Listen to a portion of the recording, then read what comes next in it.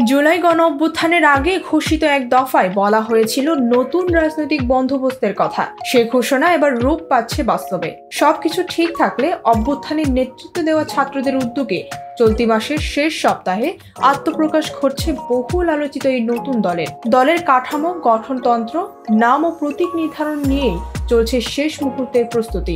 আগামী এক সপ্তাহের মধ্যে চূড়ান্ত হতে পারে সব সিদ্ধান্ত।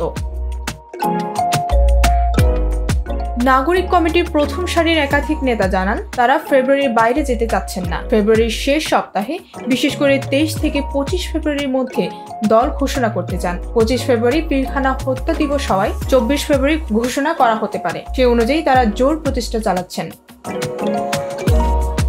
আরেকটি সূত্র জানিয়েছে, চমক হিসেবে কয়েকটি দলের তরুণ নেতাদের দেখা যেতে পারে এই দলে। কেউ কেউ দল ঘোষণার সময় আর কেউ বা নির্বাচনের আগে দলে যোগ দিতে পারেন।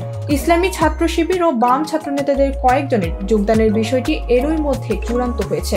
উপদেষ্টা নাহিদ ইসলাম পদত্যাগ করলেও অন্য দুই তরুণ উপদেষ্টা আসিফ মাহমুদ, সজীব ভুইয়া ও মাহফুজ আলমের এখনই পদত্যাগ করার সম্ভাবনা নেই। এছাড়া নাগরিক কমিটি ও বৈষম্য বিরোধী ছাত্র আন্দোলনের প্রথম সারির নেতারা রাজনৈতিক দলে যোগ দিলে এই দুই সংগঠনেও আসবে নতুন নেতৃত্ব।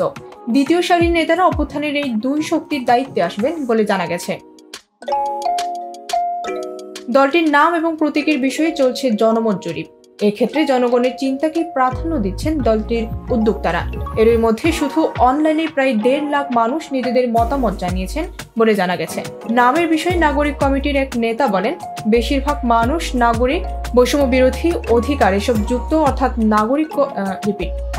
নাগরিক অধিকার পার্টি, নাগরিক মর্যাদা ইত্যাদি নাম সাজেস্ট করছেন। প্রতীক হিসেবে গতানুগতিক প্রতীকের বাইরে অর্থাৎ অভ্যুত্থানের কোনো চিহ্নকে বেছে নেওয়ার পরামর্শ দিচ্ছেন অনেকেই। ডেস্ক রিপোর্ট, ভোরের পাতা।